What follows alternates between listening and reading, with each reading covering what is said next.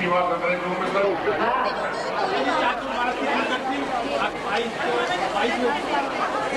कुछ भी नहीं सकते आपकी एप्लीकेशन है ये सुंदर के लिए रहने हैं जो खड़े हुए हैं मेरा आपसे तुरंत निवेदन दो रविंद्र जैन नामले वाले और रविंद्र जैन कपड़े वाले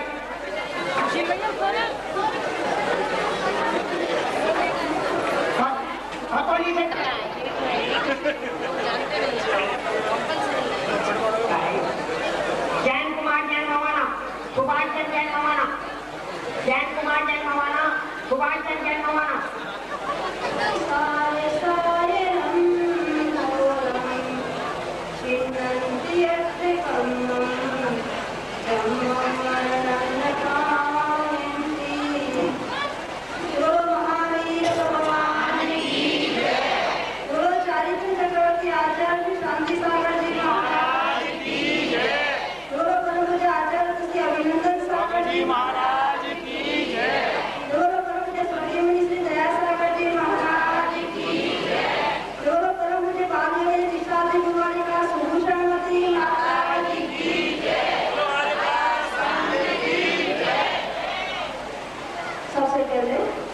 माता जी के चरणों में चार होती है।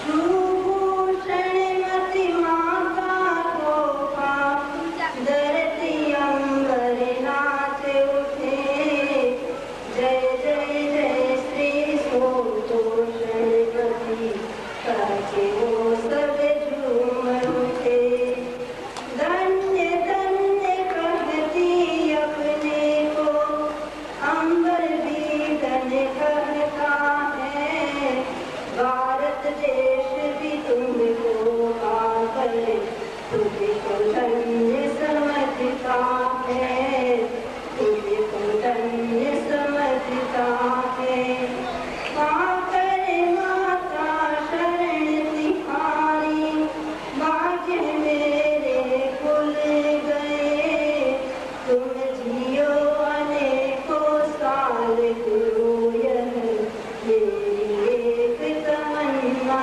है मेरी एक तमन्ना है।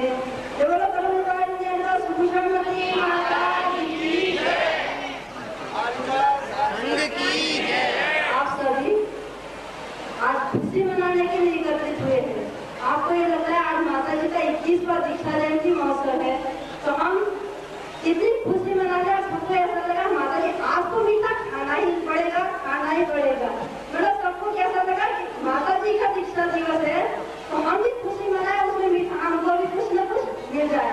तो जैन विद्वानों ने आपके लिए मीठे की व्यवस्था की है परंतु माता जी ने ये दीक्षा दिवस मना रहे उसका प्रेजेंट क्या है संयम वर्ष है। आपको घर में एक बेटा होता है तो उसकी खुशी मनाते हैं और उस खुशी में आपको क्या लगता है घर का हमारा परिवार चलता रहेगा। परंतु ये जो दीक्षा ली जाती है उसके बाद क्या सोचते हैं ये जीव का संसार का अंत हो जाए उसके लिए संयम का सोपान चढ़ रहा है तो उसकी खुशी मनाते हैं। तो ये संयम वर्ष मनाते हैं तो आप भी इस संयम वर्ष को मनाने का आपको भी अनुमोदना करनी है कि हम भी दीक्षा दिवस को मनाकर जीवन में कुछ न कुछ संयम को ग्रहण करें।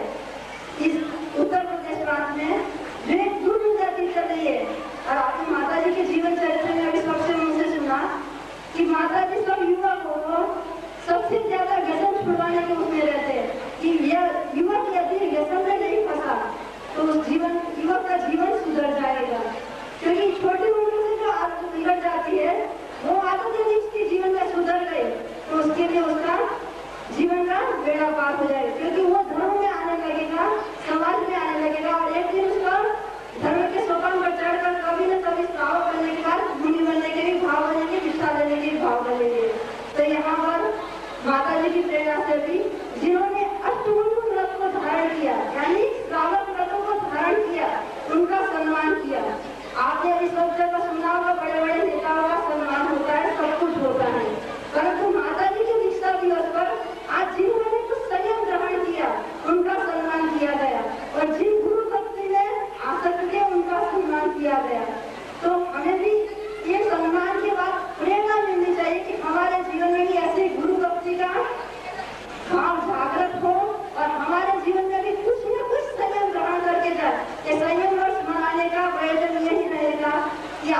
लगे हम तो गए थे माता जी का दीक्षा दिन बहुत अच्छे से मनाया गया, इतना अच्छा पंडाल सजा था, ये हुआ था वो हुआ था।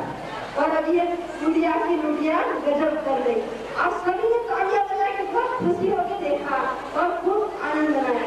और उसने क्या था, जिन राजा ने मूर्ति बनाई उस राजा के अंदर अहंकार भाव आ गया।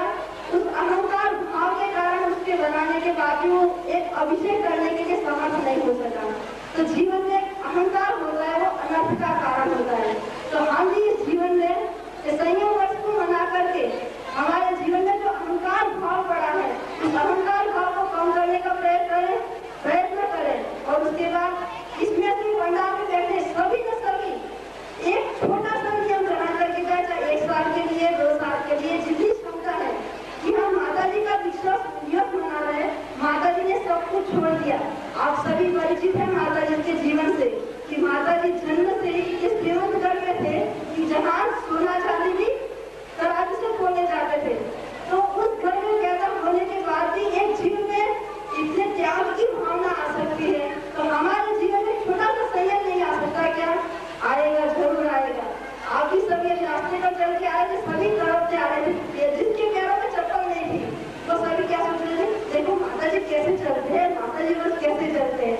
माता जी तो अच्छे से चल रहे थे, पर आप लोगों को उसका विचार आ रहा था कितने 1 किलोमीटर चलने के लिए।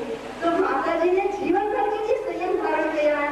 तो हम इस संयम दिवस को मना करके यदि जीवन में कुछ छोटा सा संयम लेंगे तो वो संयम दिवस मनाना सार्थक हो जाएगा और वही हमारी वास्तविक विनयाञ्जलि होगी।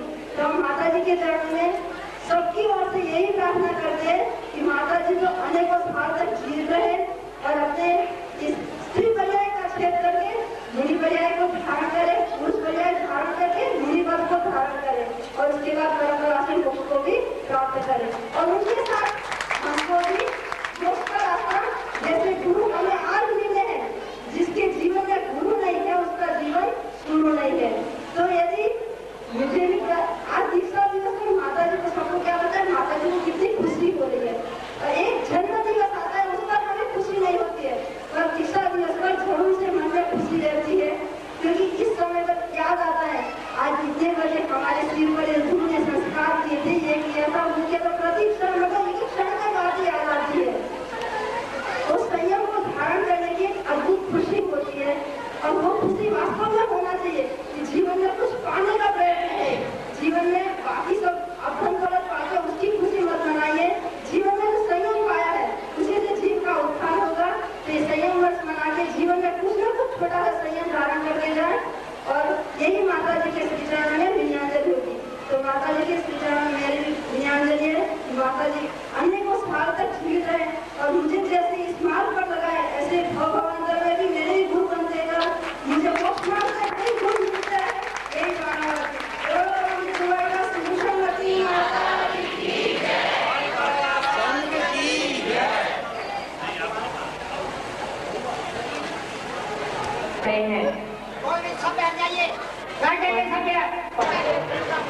राजेंद्र जी खेड़ा वाले अपनी बात को विराम दे दें। आप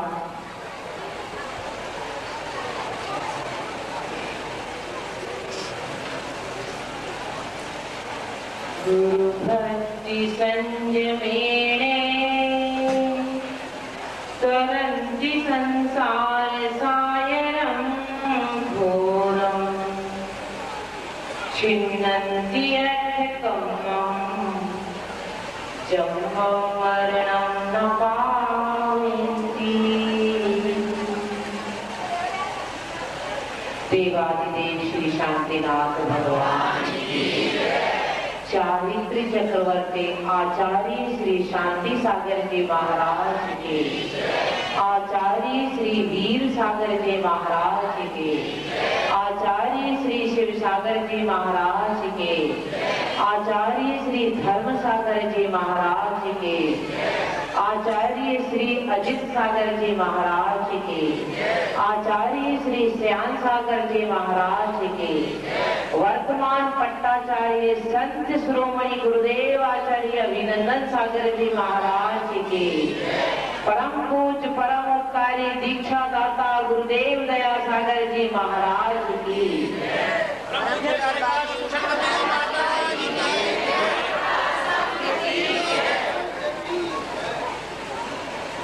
पीछे जो बच्चे एक दूसरे के सिर पे हाथ फेरता खेल रहे हैं, जरा वो बैठ जाए या पंडाल के बाहर चले जाए।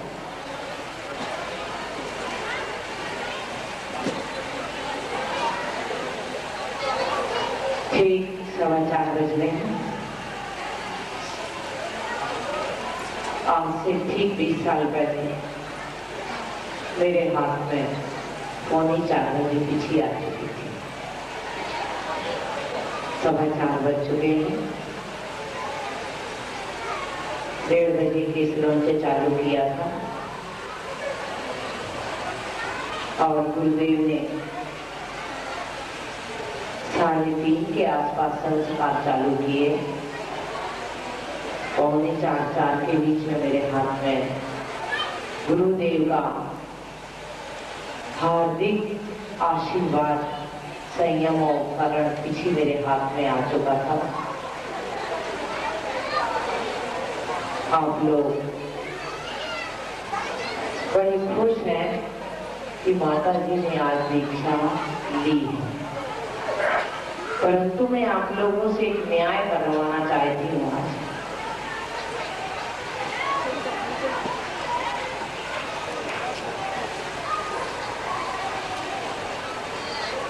कि लेने वाला बड़ा होता है या देने वाला? बताइए। है देने वाला बड़ा होता है? तो बताइए, मेरे गुरु ने आज मेरे को संयम दिया है, वो कितने बड़े होंगे जिन्होंने मेरे जीवन को संयम से अलंकृत कर दिया। वास्तव में आज जो कुछ है वह गुरु की देन। मुझे जीवन की एक घटना याद आ गई कि मुझे प्रथम चातुर्मास में ब्रह्मचारिणी में किसी श्रावक ने कटु शब्द कह दिया, क्योंकि ब्रह्मचारिणी में साधु में आपकी रोटी तो खानी पड़ती, साथ में कटु शब्द भी बहुत सुनने पड़ते। एक श्रावक ने यूं कटु शब्द कह दिया, वो भी नहीं छुपाती, आपसे बता देती हूँ। मैं सर्विस छोड़ के संघ में आ चुकी और 1-1.5 महीना हुआ था। तो एक महिला ने आके कह दिया, ये तो ब्रह्मचारी आई माता जी के पीछे चले जाते और खाना खा देते हैं। मेरे को बात बड़ी बुरी लगी कि आज से कम से कम 23 साल पहले की बात। मैंने कहा कम से कम 6-7-8 हजार की नौकरी छोड़ के आए, कम से कम 20 लाख की प्रॉपर्टी पर्सनल छोड़ के आए, और ये औरत के लिए खाने के लिए संघ में आ गए। मेरे को बड़ा दुख हुआ, इतना दुख हुआ कि सोचा संघ में नहीं रहना, अपनी सर्विस। शाम को मेरा मन उदास था। आचार्य महाराज पढ़ाते थे, हम पढ़ने नहीं गए। महाराज जी ने पूछा भारती पढ़ने क्यों नहीं आई? तो संघ की बड़ी माता जी से उन्होंने कहा भारती जरा दुखी है। बोले क्या हो गया? बोले किसी महिला ने कह दिया तो माता जी के पीछे चली जाती और खाना खा के आ जाती। महाराज जी के पास गए। महाराज जी ने पूछा क्या हो गया? मैंने बता दिया सब बात। तो गुरु महाराज ने कहा वह तीर्थंकर जिनके वस्त्र स्वर्ग से आते हैं, जिनका खाना स्वर्ग से आता है, उस तीर्थंकर को भी श्रावक के घर ऐसे करके जाना पड़ता है। यदि आपको जाना पड़ता है तो कौन से आश्चर्य की बात है? यदि मोक्ष मार्ग पर आए हैं तो इतना सहन करना पड़ेगा। वास्तव में गुरु के ये शब्द मेरी अंतश्चेतना को एकदम नई रूप दिया और मैंने कहा महाराज जी, मैंने अशुभ विचार किया कि संघ में ना रहने का, मैं संघ नहीं रहूं। तो आज उस क्षण को याद करती हूँ, शायद मेरे को गुरु ने वह सुंदर उपदेश ना दिया होता तो शायद जैसे ये उषा बहन जी बैठे ना, ऐसे मैं भी बैठी होती। अभी को मैं बुलाती तो कहती थी ना बहन जी, ऐसी कोई मेरे को भी मैडम कह के बुलाने वाला होता। तो में नई दिशा को दे देता है। आचार्य कहते हैं कि जीवन में दीक्षा लेते समय जो भाव बनते हैं वो भाव जीवन में दोबारा नहीं बनते हैं। आचार्य कहते हैं कि यदि वो भाव दोबारा नहीं बनते, कम से कम उन भावों का पुनः पुनः स्मरण करना चाहिए। जितनी परिणाम विशुद्धि दीक्षा लेते समय होती, वैसी विशुद्धि दोबारा होती है। दीक्षा संस्कृत में इसके लिए प्रवज्ञा शब्द है। प्रवज्ञा विशेष रूप से जैनियों में है ये, और हमारे यहाँ दिगंबरों में तो ये शब्द बिल्कुल खत्म हो गया, परंतु श्वेतांबरों में आज भी शब्द को उपयोग करते हैं। वैदिक संप्रदाय में इस शब्द के लिए संन्यास। प्रवृत्ति शब्द का अर्थ क्या है? तीव्र गति से दौड़ना। वर्ड मीनिंग क्या है? तीव्र गति से दौड़ना। क्यों दौड़ना? यह परिग्रह और मोह जो छोड़ दिया है वो तुम्हें पुनः ना पकड़ ले, इतनी तीव्र गति से दौड़ते रहो सारे जीवन। स्कूल में 100 मीटर 150-200 मीटर की दौड़ होती है, 200 मीटर के बाद वो दौड़ खत्म हो जाती है। परंतु प्रवज्ञा दीक्षा की जो दौड़ चालू होती है वो कब तक होती है? जब तक यह जीव अपने शुद्धत्व को प्राप्त नहीं होता। यह मोह, यह परिग्रह तुम्हें पकड़ न ले, तुम इतनी तीव्र गति से सारे जीवन दौड़ते रहो। दी और छा दो शब्द है। दी यानी दी जा रही है, छा यानी क्षय करने के लिए क्या कर। दी जा रही है दीक्षा क्षय करने के लिए। दीक्षा का उद्देश्य है कर्म क्षय। लोग कहते हैं माता जी समय के अनुसार आपको बदलना पड़ेगा। अब आप दीक्षा स्व कल्याण के साथ साथ स्व कल्याण का समय 30% कर दीजिए और पर कल्याण का समय कितना? 30%। आप ये चाहते हैं, कभी कभी तो ये परसेंटेज और बढ़ जाता है। ऐसा लगता है स्व कल्याण में तो आप 20% का समय निकालें और पर कल्याण में 80%। और जब पर कल्याण में 80% समय निकाले और रिजल्ट निकाले तो उसका रिजल्ट 0-0 निकले। परंतु दीक्षा का उद्देश्य है स्व कल्याण की प्रधानता। वह अपने अवशिष्ट समय में, बचे हुए समय में पर कल्याण करने। पर कल्याण के लिए दीक्षा नहीं है। दीक्षा का उद्देश्य समाज कल्याण और घर प्रभावना नहीं है, आत्म प्रभावना और स्व कल्याण। होम साइंस में एक सब्जेक्ट आता है, अधिकांश हम कभी कभी महिला घर से देखते तो उसमें पीछे लिखा रहता व्यंजन, उसमें लिखे रहती छिलटे की सब्जी। उसमें लिखा रहता छिलटे को ऐसे छीले, साफ करो, ये मिलाओ, सब्जी बन जाएगी। वास्तव में सब्जी तो बनती है जो सामान है, फिर भी छिलटे की सब्जी बना लेते हैं। ऐसे ही उद्देश्य तो हमारा है स्व कल्याण का। परंतु जैसे कभी कभी छिलटे की सब्जी बन जाती है, ऐसी कभी कभी पर कल्याण के भाव रहे तो ठीक है, परंतु सब्जी तो फेंक दी और छिलटा ही पकड़ लिया तो ठीक है। परंतु समय की आवश्यकता ये है कि पर कल्याण में समय बहुत है। दीक्षा भगवान आदिनाथ के समोर शरण में ब्राह्मी सुंदरी ने दीक्षा को स्वीकार किया। रामचंद्र के मुनीश्वरित भगवान के तीर्थंकर में मर्यादा पुरुषोत्तम राम की पत्नी श्री सीता ने अपनी दादी सास पृथ्वीमती माता जी के पास आने का दीक्षा स्वीकार की। इसके बाद हनुमान को जन्म देने वाली अंजना ने भी दीक्षा को स्वीकार किया।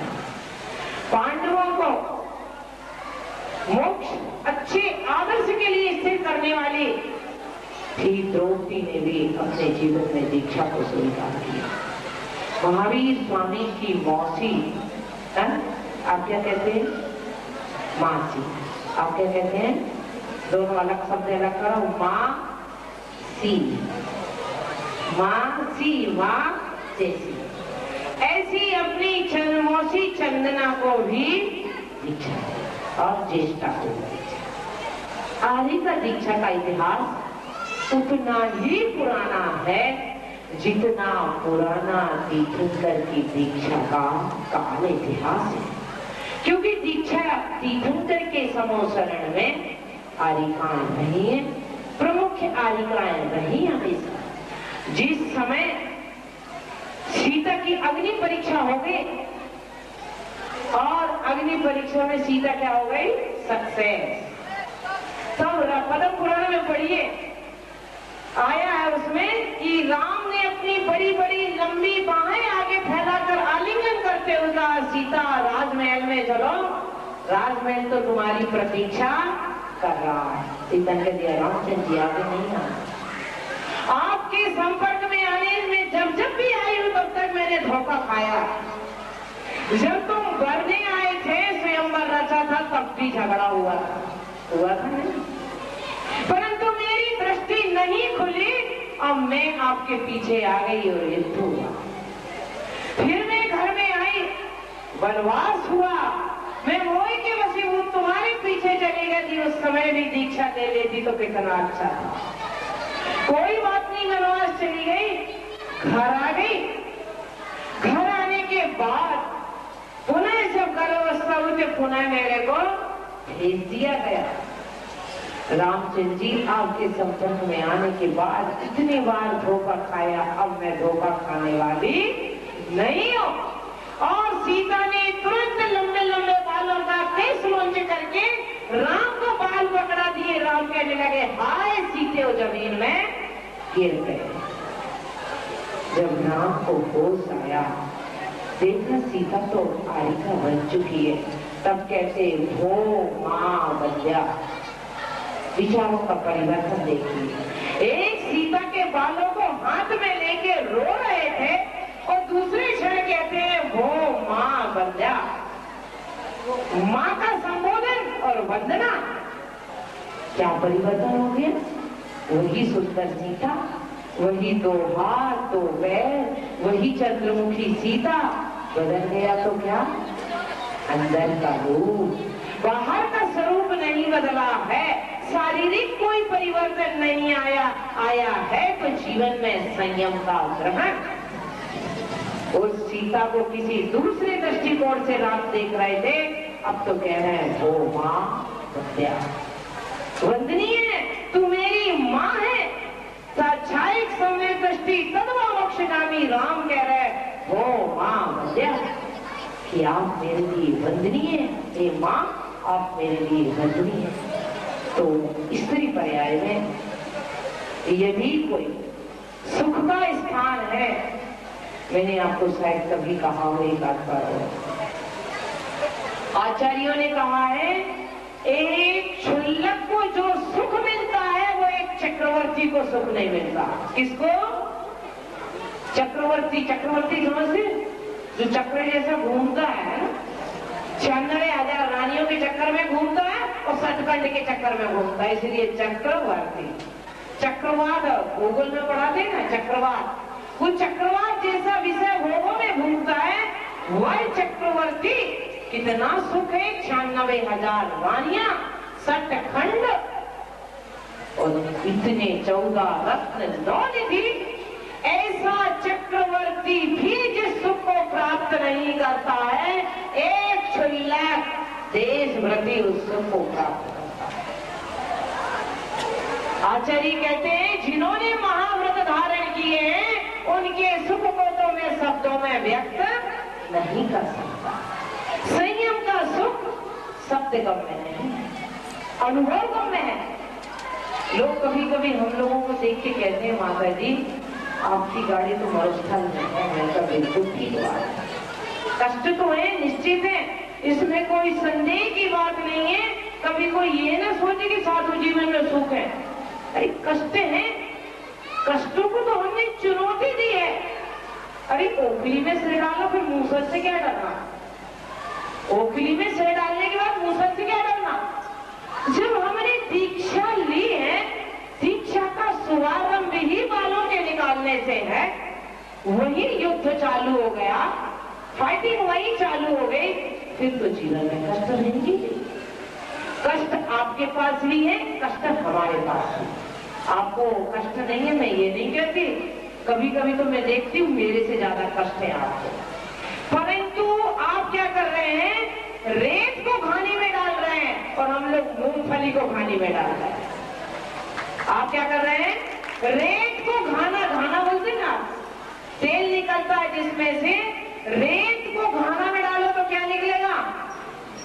खतौली वालों को तो तेल निकलता है शायद, इसलिए खाना चला रहा है। खाना में तेल डालो कुछ भी रेत डालो कुछ भी निकलने वाला नहीं है। आपका पुरुषार्थ खाना में रेत डालने जैसा है, साधु का पुरुषार्थ खाना में मूंगफली तिल्ली डालने जैसा है। तेल तो निकलेगा, पिस तो रहे परंतु तेल तो निकलेगा। ऐसे संयम की भावना जीवन में रहनी चाहिए। हमने अधिकांश देखा, लोग कह देते हैं बाबा हम तो दीक्षा से हाथ जोड़ते हैं। कभी भूल से ऐसे शब्दों का उच्चारण मत कीजिए मुंह से। संयम धारण करे ना करे, संयम के प्रति बहुमान तो हो। ये सोचो क्यों नहीं, इस जन्म में नहीं तो आने वाले जन्म में संयम स्वीकार करेंगे, जरूर स्वीकार करेंगे। संयम के प्रति उपेक्षा भाव त्रिकाल में मत रखना। यदि वास्तव में आप दीक्षा दिवस मना रहे हैं तो आज से कम इस ग्रंथि को मन से निकाल देना कि दीक्षा के प्रति, संयम के प्रति, वह संयम श्रावक कभी तो संयम हो सकता है, संयम से तो महाव्रत ही नहीं। उस संयम को आप स्वीकार करें न करें, परंतु संयम धारण करने के भाव जरूर रहना चाहिए। सौधर्म इंद्र की कितनी आयु होती है? 7। फिर भी वो जान रहा भी मेरे को इतने समय रहना है, फिर भी वो हमेशा सोचता है कब वह दिन आए तो मैं संयम धारण करूं। वो ये नहीं सोच रहा अभी तो बहुत दिन है, अभी से क्यों सोचना, जब आएगा समय दी एंड तब सोच लेंगे। परंतु नहीं, जब जब तीर्थंकर के जन्म कल्याणक में जाता है, जब जब तीर्थंकर की दीक्षा कल्याणक में जाता है, तभी उस समय कहता हो वो मनुष्य जीवन कितना सार्थक है, कितना सार्थक है। मनुष्य जीवन के, संसार के सब वैभव तराजू के एक पल्ले पर रखिए और संयम एक तरफ रखिए, संयम का पल्ला ही भारी रहेगा। यहाँ यदि कोई कितना भी बड़ा अफसर आ जाए, कितना बड़ा उद्योगपति आ जाए, धनाढ्य आ जाए, तो भी पहले आप परिचय पूछेंगे, फिर आगे की प्रोसीजर। परंतु एक पिछीधारी देखते ही आपके दोनों हाथ ऐसे जुड़ जाते हैं, ऐसा मस्तक झुक जाता है। क्यों? संयम। यदि हमने अपने जीवन को संयम से अलंकृत नहीं किया, आपको भी दीक्षा लेनी चाहिए। माता जी आप क्या बात कर रही हो, दीक्षा लेना तो बड़ा मुश्किल। आप समझते हैं दीक्षा सिर्फ मुनि दीक्षा आदि का, श्रावक दीक्षा नहीं होती, नहीं होती। मुनि दीक्षा ना ले, श्रावक दीक्षा तो ले।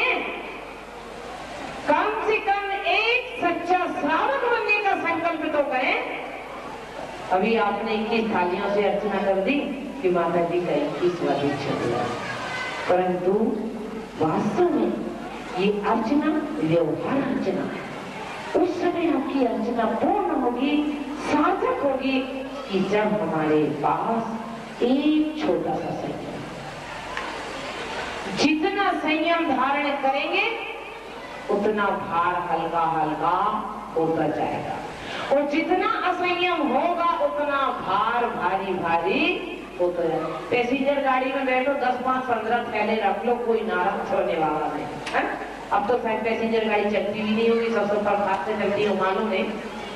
पैसेंजर गाड़ी में एक आदमी के पीछे 10 थैला हो तो कोई भी नाराज होने वाला नहीं। अब फर्स्ट रिजर्वेशन में चले गए, एसी में चले गए, तो ज्यादा से ज्यादा यदि एक अटैची और एक और दो तो अच्छी, भाई 3 थैलों लोग आप में से देखते हैं। भाई एसी गाड़ी में चलने के पास 5-6 थैले कैसे हैं? इसके पास तो एक अटैची रहनी चाहिए थी बात। और जब हवाई जहाज में जाते हैं और कम हो जाता है। मतलब जैसे जैसे ऊपर चढ़ते जा रहे हैं वैसे वैसे वजन कम होता था। जितना पैसेंजर गाड़ी में सामान है उतना हवाई जहाज में सामान लेके जा सकते हैं क्या? नहीं जा तो सकते, एक्स्ट्रा लगेज। इसी प्रकार जैसे हमें अपने ऊपर की ओर जाना है तो हमें हल्का हल्का होता जाना है। इसी प्रकार जब तक हम अंदर से असंयम के भार को कम नहीं करेंगे, जब तक हम ऊपर की ओर नहीं। पतंग उड़ाते हैं ना हम लोग, जो उड़ा है वैसे से कर सकता है। अब तो बड़े हो गए, आप उड़ाते नहीं होते, मैंने तो बहुत पतंग उड़ाया। जब पतंग उड़ाते हैं तो थोड़ा सा बैलेंस बिगड़ जाता तो पतंग चढ़ती नहीं है, तो उसमें कन्नी बांधते हैं। इतनी बड़ी पूछ बांध देते, नहीं तो इतना सा धागा बांध देते। वो बांधते ही धागा का पतंग का बैलेंस ठीक हो जाता है और पतंग ऊपर चढ़ जाता है। इसी प्रकार साधु जीवन भी एक पतंग के समान है। थोड़ा सा बैलेंस बिगड़ा कि पतंग डगमगाई, और यदि उसका बैलेंस ठीक है तो आकाश की छाती चीरकर हवा से संघर्ष करके आकाश में उड़ती है। इसी प्रकार साधु जीवन में यदि 28 मूल गुणों में बराबर संतुलन बना रहता है तो आप जैसे श्रावक की छाती को चीर के संघर्ष समाज के विसंवादों को जीत के वह अपना संयम पालन कर लेता है। सिर्फ चाहिए पतंग में संतुलन। उस संतुलन बिगड़ा कि पतंग गिरी, गिरी तो सड़ी, सड़ी तो मिट्टी में मिली। अब आप सोच लेना, समय कम है। विमंती ने कहा माता जी कम समय में अच्छी बात, क्या करें हम छोटे भटूरे बने, तो विमन जी को आ रही होगी खुशबू। अब बनाए मीनू तो इन्हें नहीं बनाया, तो अब इनको तो मालूम है और ये भी मालूम थे कि मिस्टर कारीगर को कह दिया तो 4:30 बजे तैयार हो जाए। तो अब इनकी तो स्थिति बड़ी खराब हो रही है। परंतु मैं एक बात कहती हूँ, आचार्य क्या कहती, ये पंचम काल क्या है? अमावस्या की रात्रि। क्या है? पूनम की रात्रि बड़ी अच्छी है। कल क्या थी? कल परसों में क्या थी? कल अमावस्या थी। अमावस्या की रात्रि है और वह अमावस्या भी श्रावण की अमावस्या है जिसमें काली घटाएं छाई हैं। अब तुम्हें एक सुई में धागा डालना है। आपको क्या करना है? सुई में धागा डालना।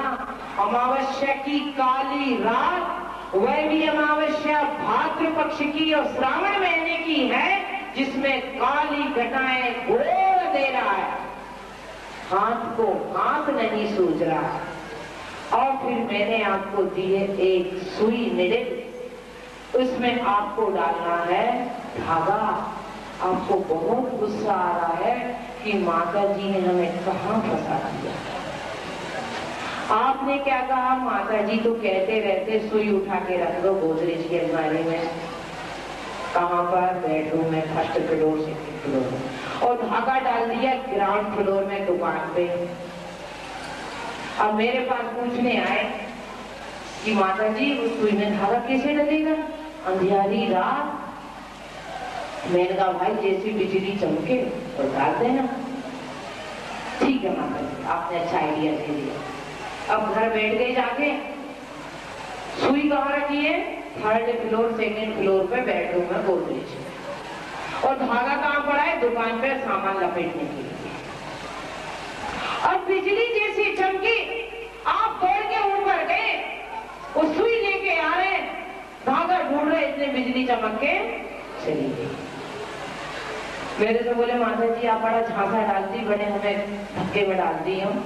उस सुई लाइट बिजली चमकती कितनी देर के लिए, कैसे धागा डालेगा? मैंने कोई बात नहीं है, चलो आओ।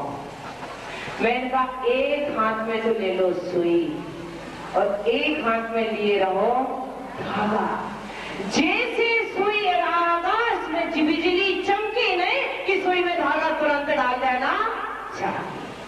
ऐसे ही इस पंचम काल में तीर्थंकर का सान्निध्य तो है नहीं। पंचम काल की घोर अमावस्या की रात्रि है। यदा कदा जुगनू के समान आकाश में बिजली चमकती तो कोई साधु दिख जाता है। तुम अपनी सुई हाथ में लेके खड़े रहो और साधु की वाणी रूपी बिजली चमके की तुम अपनी सुई धागा में डाल दो। साधु मिलने के बाद जरूर थोड़ा ना थोड़ा संयम धारण कर लो। आप सोचोगे माता जी आप चली जाओ बिहार करके, हम विचार करेंगे फिर आपको सूचना देंगे और आप अपना मोबाइल नंबर दे देना। ना होगा नो मनते, ना राधा, ना चली, ना मेरे पास मोबाइल है, ना मैं नंबर दूंगी और ना आप बात करेंगे। बिल्कुल सतर्क अलर्ट रहना है। आज वास्तव में मैं हमेशा दीक्षा लेने के बाद मैं कहती कम से कम जैनत्व का संस्कार तो जैनियों के पास रहना चाहिए। मन उस समय दुखी हो जाता है जब जैनियों के यहाँ ना पीने योग्य पिया जाता है। इसीलिए मैं तो हमेशा यही कहती कि जैन कुल में जन्म होने के बाद 5 नंबर 3 मकार का श्रावक का जो प्रथम लक्षण है वह आपके पास जरूर है और उसका सूचक जो रत्नत्रय का सूचक उपनयन है जरूर वह आपके पास जरूर रहनी चाहिए। पुलिस वाला शराब पी रहा है परंतु वर्दी पहन के शराब पीने में जरा कतराता है, कहीं रंगे हाथ पकड़ गया तो केस बन जाएगा। वर्दी पहन के पी रहा था, वर्दी पहन के ले रहा था। ऐसा ही जब ये रत्नत्रय का सूचक उपनयन आपके गले में रहेगा, जिस समय आपके मन में गलत भावनाएं उठेगी आपका मन कह देगा अरे पापी मन तुम कहाँ जा रहे हो, अलर्ट हो जाएंगे आप। जिसे 4 बजे उठने के लिए अलार्म में आपका दोस्त कर देता है, ऐसी ये जनेऊ आपको अलार्म में कर देगी कि भाई गलत रास्ते पे मत जाओ। आज सुधीर जी ने, विजय जी ने, उपेंद्र ने और इंद्रसेन जी ने उपनयन और सत्यम ने, ऐसे कुछ लोगों ने उपनयन संस्कार के साथ उपनयन स्वीकार किया। वास्तव में जब तक आदमी संयम को धारण नहीं करता उसका जीवन जीवन नहीं है। आप अभी जिंदा नहीं है। माता जी क्या कर रहे हो, 50-60 हजार करके आप दीक्षा महोत्सव मना रहे हैं और आप हमें माइक पे चिल्ला के कह रहे हैं कि जिंदा नहीं है। आप जिंदा। आदमी जिंदा उस समय होता है जिस समय संयम धारण करने के भाव बनते हैं और उस समय से उसकी आयु भी नहीं जाती जिस समय से वह संयम धारण कर देता। संयम से अर्थ है श्रावक धर्म को। तो आज मैं आपसे यही कहूंगी कि बिगर सुई धागा सुई है, बिगर धागा की सुई बहुत जल्दी घुस जाती है। पुराने बुढ़े लोगों से पूछो ये कभी भी काम फिनिश करके सुई में धागा डाल के रखते थे और आजकल की महिलाओं को पूछो तो 2 दिन में 1 दर्जन सुई घूमती है क्योंकि सुई में धागा नहीं है। मैं भी आपसे कह रहे कि जीवन रूपी सुई आपको पुण्य के संयोग से मिली है। कम से कम रेशमी धागा पतला वाला ना डाल सके तो मोटा वाला धागा जिसे आप रजाई सीते उतना मोटा धागा तो डाल ही दे। महाव्रतों को स्वीकार नहीं कर सकते तो कम से कम श्रावक धर्म को अवश्य स्वीकार करते। हमारे गुरु ने अनंत उपकार किया। कहते ना शीश कटाए गुरु मिले तो भी सस्ता। क्या कह रहे हैं? शीश कटा के यदि गुरु मिलता है तो भी सस्ता है और हमारा सौभाग्य नहीं परम सौभाग्य है कि आज हम भारत की ख्याति प्राप्त ख्याति चारित्र की दृष्टिकोण से जो अपने आप में उत्कृष्ट अवस्था को प्राप्त है, ऐसे चारित्र चक्रवर्ती आचार्य शांति सागर जी की परंपरा में मुझे दीक्षित होने का सौभाग्य मिला है। यदि शांति सागर न होते, यदि शांति सागर न होते तो आचार्य धर्म सागर न होते, यदि आचार्य धर्म सागर न होते तो गुरु दया सागर न होते। कैसे कहो अपनी दिल की बात, यदि गुरु मारी का पद में न हो गए। गुरु ने महान उपकार किया है। आप कह रहे हैं माता जी धन्य है, ये है वो है, परंतु मैं कहती धन्य तो देने वाला है। गुरु ने कितना उपकार किया कि हमारे ऊपर संयम दिया, घर से निकाला। जब एक शिष्य को घर से निकालते हैं तो माँ बाप इतनी गालियां देते कि शायद दुश्मन को भी नहीं देते। इतनी गालियां मिलती है महाराज को। यही कहते यही घर मिला, यही घर मिला। जिस समय मैंने ब्रह्मचर्य व्रत लिया तो गुरु महाराज जहाँ शरीर का जन्म हुआ कोई मुनि महाराज नहीं जाते थे, पहले बार वो हमारे गुरु महाराज आए। तो कोई लाने का साहस नहीं कर रहा। बड़ा संघ सूत्रधर के त्यागी गुरु महाराज यही मुजफ्फरनगर मेरठ चातुर्मास करके सीधे कोटे गाँव गए। किसी की हिम्मत नहीं कि संघ को लाए कौन 18 पीछे।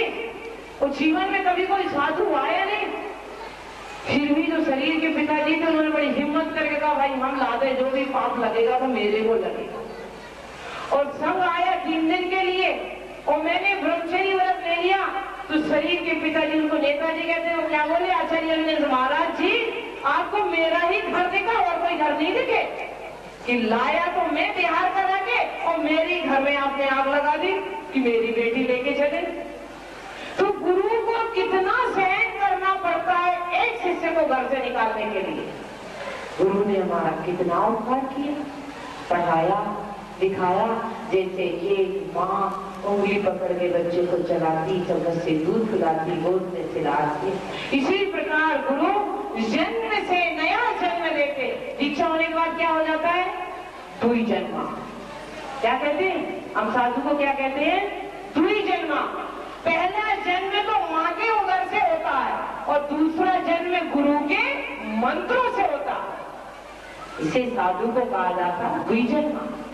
छत्र चूड़ामणि में जैनाचार्य ने कहा है गुरु में और माँ बाप में कितना अंतर है। एक गर्भाधान की क्रिया से छोड़कर गुरु में और माँ बाप में कोई अंतर नहीं। तो आज वही गुरु जिन्होंने हमें संयम से अलंकृत किया, वह गुरु को मेरे सिर पर नहीं है। फिर भी जिन्होंने वह गुरु जिन्होंने मुझे इस मोक्ष मार्ग में चलना सिखाया और आज भी प्रायश्चित देकर मेरा उपकार करते हैं और मार्ग निर्देशन देके मेरे व्रतों को हमेशा सुंदर सुसज्जित बनाए रखते हैं, ऐसे गुरु वर्तमान में आचार्य अभिनंदन सागर जी कारंजा क्षेत्र में विराजमान है अपने सत्संग 15 पीछी के साथ। और अभी अंकुर ने आके कहा कि अनेकांत सागर जी महाराज जिनके उनको हमको एक ही उदर से जन्म लेने का अवसर था, वह भी मुनि है। तो उन्होंने अभी आशीर्वाद किसी भक्त के द्वारा कहलाया। तो ये मेरा सौभाग्य कि आज के दिन गुरु का आशीर्वाद मिलना, एक मुनि का आशीर्वाद मिलना, वो भी हमारे साधन भी आचार्य अभिनंदन सागर जी से दीक्षित है। तो आपने सोचा कि हम माता जी की भक्ति करें, परंतु आपने गलती की है। आपने तो पोस्टमैन को पकड़ लिया है, पोस्ट ऑफिस को नहीं पकड़ा है। पोस्टमैन को पकड़ लिया, पोस्ट ऑफिस को नहीं पकड़ा। पोस्ट ऑफिस में चिट्ठी है तो पोस्टमैन देता है और पोस्टमैन की कालर पकड़ लेगा चिट्ठी दे, जब पोस्ट ऑफिस में है ही नहीं तो वो कहां से देगा। इसी प्रकार वास्तव में यह तो विनय भक्ति सब गुरु महाराज की होनी थी, क्योंकि उन्होंने आज हमें वह निधि दी जिस निधि और कोई संसार में दूसरा नहीं दे सकता। गुरु का औकात कहते हैं ना, सबसे बड़ा पाप है राष्ट्रद्रोह, उससे बड़ा पाप है गुरुद्रोह और उससे बड़ा पाप है धर्मद्रोह। धर्म से विरुद्ध बोलना सबसे बड़ा पाप। गुरु के विरुद्ध बोलने से अच्छा है जीभ कट के गिर जाना अच्छा है, और राष्ट्र के विरुद्ध होके जीना इससे तो बेहतर चुल्लू भर पानी में डूब के मर जाना। किसी नीतिकार ने कहा है ना तो राष्ट्र विरोधी बनो, ना कभी गुरु विरोधी बनो और ना कभी धर्म विरोधी बनो। धर्म के विरुद्ध कभी एक शब्द मत बोलो, गुरु के विरुद्ध कभी एक शब्द बोलो। तो मैं तो यही प्रयास करती हूँ। समझ में नहीं आता, रामचंद्र जी को तो 14 वर्ष बाद अयोध्या आने मिल गया और पवन कुमार को 16 वर्ष बाद अपने माँ बाप मिल गए, परंतु समझ में नहीं आता मैं किस मुहूर्त में अपने गुरु महाराज से निकले कि मेरे को 17वां वर्ष पूरा होने को आ रहा और गुरु दर्शन नहीं मिलता। गए वर्ष एक आशा बनी थी, गुरु महाराज जी का बिहार दिल्ली की तरफ होने वाला था। मेरा मन बड़ा आनंदित हो गया था कि महाराज जी आएंगे, परंतु किसी परिस्थितिवश गुरु महाराज का विहार स्थगित हो गया तो मन को पुनः तो आज तो यही भावना भावे कि भगवान आने वाले दीक्षा दिवस में अपने गुरु के चरण सानिध्य में बैठ जाओ तो वास्तव में मेरा कुछ पुण्य है। आपको तो बड़ी खुशी है कि हमारे गुरु सामने हैं, परंतु मेरे को दुख ये कि मेरे गुरु मेरे से कम 2500 किलोमीटर दूर है। परंतु खुशी इस बात की है कि इतना तो पुण्य है कि कैसे न कैसे 1 महीने 2 महीने में कर कमलों से लिखा हुआ आशीर्वाद उपलब्ध हो ही जाता है। तो इस दीक्षा दिवस मना के आपने संयम की अनुमोदना की है, संयम की सराहना की है, संयम भावना भाई आपने, तो आप भी चाहे वह 1 दिन का 1 घंटे का हो, ये जरूर कर लेना, आज ये नियम कर लेना कि मेरे को अपनी सुई में धागा डाल के रखना। मैं नहीं कह रही कोई व्रतचारित्र से नहीं हो, मैं क्यों कहूँ, इतना और कह रही हूँ कि अपनी सुई में धागा डाल के रखना। और धागा डली हुई सुई अंधेरे में भी उठाई जा सकती है, कितना भी संकल्प विकल्प आ जाए, परंतु हमारी धर्म से श्रद्धा आस्था बढ़ती नहीं। तो सभी कार्यकर्ताओं को मंगलमय आशीर्वाद। आपने गुरु भक्ति करके विशिष्ट पुण्य संपादन किया है। वास्तव में चंद्रगुप्त मौर्य अपने गुरु की भक्ति करने के लिए 12 वर्ष तक पहाड़ में बैठे रहे। कहां पर? पहाड़ में। और वह भक्ति करते करते वहीं अपनी संरचना तो श्रवण में बोला मैं जहाँ भद्रबाहु की चरण है तो वहीं चंद्रगुप्त मौर्य के भी चरण। तो ऐसी गुरु भक्ति पंचम काल में तो शायद मैं भी नहीं कर पा रही हूँ। तो आपने जो गुरु भक्ति की वह गुरु भक्ति आपकी प्रशंसनीय है। इसी प्रकार हमेशा साधु के प्रति आपकी भक्ति बनी रहे और संयम दिवस को मनाकर संयम का दीपक अपने जीवन में जरूर जलाना। यह जीवन कहीं अंधेरे में ही ना चला जाए, क्योंकि लालटेन उजाला देने वाली है, परंतु यदि जली नहीं है तो लालटेन कोई सहारा नहीं देती। आपके पास लालटेन जीवन में अब संयम को धारण करें। सभी लोगों को मेरा मंगलमय आशीर्वाद। इसी प्रकार की गुरु भक्ति करके आपको जीवन में विशिष्ट सुख शांति की प्राप्ति हो। बोलिए गुरुदेव दया सागर जी महाराज की।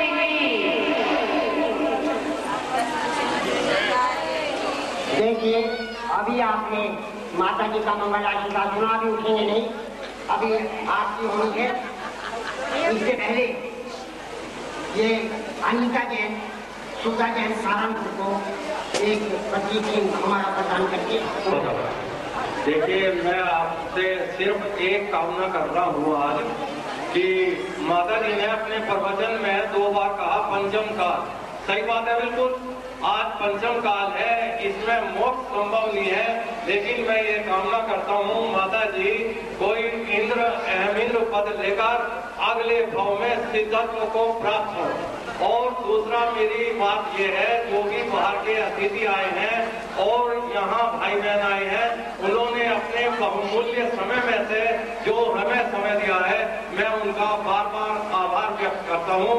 और अब श्री विमल कुमार जी को आज के संचालन के लिए धन्यवाद देता हूँ। और देखिए सबका हम सम्मान करके और उनका सम्मान भूल के तो मैं उनका सम्मान करता हूँ। और बाद में आज के जो अध्यक्ष हैं धनपाल जी सरदने वाले, वो विमल कुमार जी का सम्मान करेंगे।